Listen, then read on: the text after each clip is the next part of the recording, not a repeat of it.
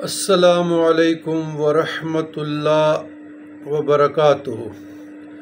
اللہم صلی علی سیدنا محمد وعلی آل سیدنا محمد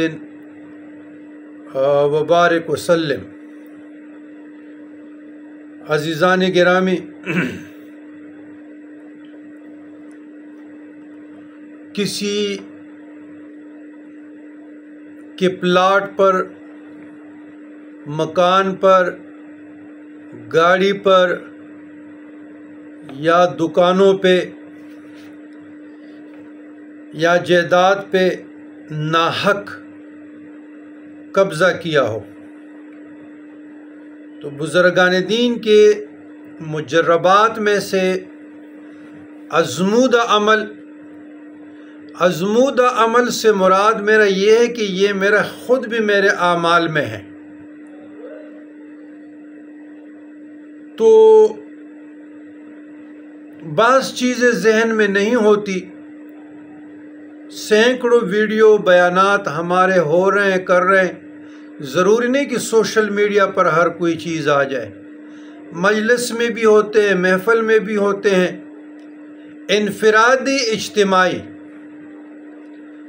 اور خانقاہ میں بھی ہوتے ہیں، یا جہاں دوست احباب کے گھر میں دعا کے لیے جاتے ہیں وہاں بھی ہوتے ہیں۔ تو میرا مقصد یہ ہے کہ ضروری نہیں کہ ساری چیزیں آپ کو ویڈیو میں آ جائیں۔ تو یہ اگر کوئی اس قسم کے سچویشن میں ہے، بے بس ہے، اور زیادہ تر یہ ہمارے پختون کمیونٹی میں، ہمارے پختونوں میں یہ معاملات بہت ہیں، وہاں ایک دو مرڈر کیا کر لیتے ہیں کہ وہ فرعون بن جاتا ہے۔ اہل محلہ اس سے تنگ ہوتے ہیں، گاؤں کے لوگ تنگ ہوتے ہیں، جوا وہ کھیلتے ہیں، خسرے وہ نچاتے ہیں، چرس بنک وہ کرتے ہیں، اور اس قسم کی برائیوں میں مبتلا ہوتے ہیں۔ پہلے زمانے میں ہمارے پختونخوا کلچر یہ تھا کہ علماء اور سیادت سے شرپیال و سادات یا قبیلوں کے یا خاندانوں کے جو بزرگ 5 وقت نمازی ہوتے تھے وہ جرگے کرتے تھے، وہ پنچایتیں کرتے تھے۔ اب معاملہ الٹ ہو گیا، جو جتنا برا ہوگا، جتنا گمراہ ہوگا، جتنا شیطان کا دوست ہوگا، تو اس پہ لوگ جھکنے پہ مجبور ہیں اور اس سے فیصلے کراتے ہیں، تو خاک سکون آ جائے گا۔ ایک آدمی کی زندگی قرآن سے دور ہے اور صاحب قرآن صلی اللہ علیہ وسلم کی تعلیمات سے دور ہے، تعلیمات صوفیہ کرام سے دور ہے، تو اسی کو ہمارے پشتوں میں کہتے بدماش۔ گھر میں آٹا نہیں ہے، جیب میں 100 روپے نہیں ہے، لیکن 30 بور پسٹل کے ساتھ چوک چوراہوں میں بس کھڑے رہنا اور بدتخوری، زوروری، سینہ زوری، تو یہ کل من علیہا فان ویبقی وجہ ربک ذو الجلال والاکرام، یہ فانی ہے۔ بڑے بڑے لوگ آ گئے ہمارے علاقے میں بھی، اور بڑے بڑے چلے گئے، بڑے بڑے لوگ آ گئے جو منہ میں جو ہے نا آگ رکھتے تھے، جس کا ایک دبدبا، ایک روب۔ تو غریب لوگ کیا کر سکتے ہیں؟ ایک گمراہ آدمی ہے، ایک اللہ کا نافرمان ہے، ایک رسول اللہ صلی اللہ علیہ وسلم کے دین سے نافرمان غافل ہے، تو اس کے ساتھ شریف لوگ کیا کر سکتے ہیں؟ بے عزتی تو نہیں کروا سکتے نا جی۔ تو ان امور کے لیے اگر کسی کے مکان پہ، کسی کے پلاٹ پہ، کسی کے جائیداد پہ ناجائز قبضہ کیا ہو، یا دشمن سے حقیقی معنوں میں آوازار ہو، تنگ ہو، شرط یہ ہے حقیقی معنوں میں نے اپنے علاقوں کی مثالیں اس لیے دے دیں کہ ہمارے جو پشتون کمیونٹی ہیں آئے دن یہ دیکھ کے ادھر قتل ہو گیا، ادھر فائرنگ ہو گیا، ادھر یہ ہو گیا، ادھر وہ ہو گیا، تو میں بھی اس کلچر سے تعلق رکھتا ہوں، میرا فیملی بھی رکھتے ہیں، ہمارا خاندان بھی رکھتے ہیں۔ اس آگ سے 18 سال اس آگ میں ہم لوگوں کو بھی الفاظ کی دھکیلا گیا تھا۔ ہمارا قصور کیا تھا؟ سفید کپڑے، اور اب بھی ہے۔ جب بھی ہم دو رب زیادہ ہوا تو اب بھی ہے، لیکن اللہ کا شکر ہے، اللہ کا فضل ہے، ڈیفیکلٹیز آف لائف سے، آزمائش سے، تکلیفوں سے اللہ نے نکالا۔ تو جو لوگ ان معاملات میں مبتلا ان کے لیے ہم دعا گو ہیں، ان کی ہدایت کے لیے۔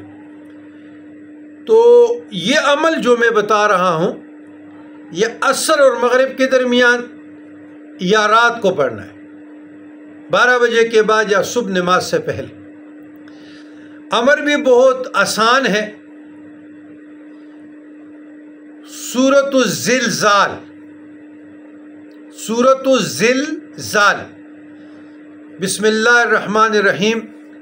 اذا زلزلت الارض زلزالها واخرجت الارض اثقالها وقال الانسان ما لها يومئذ تحدث اخبارها بان ربك اوحى لها يومئذ يصدر الناس اشتاتا ليروا اعمالهم فمن يعمل مثقال ذرة خيرا يره ومن يعمل مثقال ذرة شرا يره۔ یہ 41 مرتبہ پڑھنا ہے، 41 یو سلویخ پہلے۔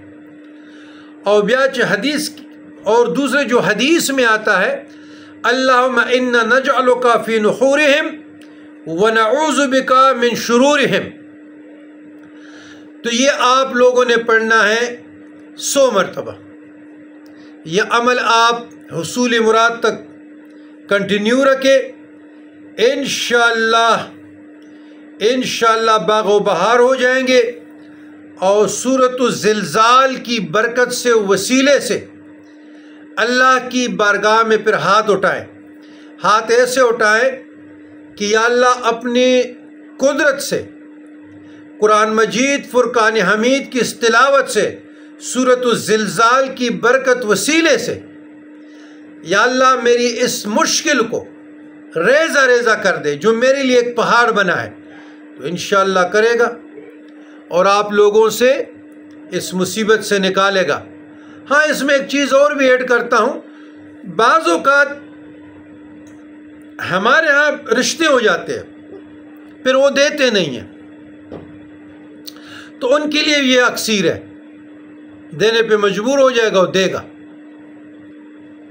تو ہمارا ہے خیر پہنچانا، اصلاح نفس، اصلاح معاشرہ، اس پہ عمل کیجئے گا، پرسکون زندگی کے لیے، سکون کے لیے، فکر آخرت کے لیے، اور دنیا کی غموں سے اور فکروں سے آزاد نجات کے لیے بھی یہ بزرگان دین کے مجربات میں سے ہے، ازمودہ عمل ہے۔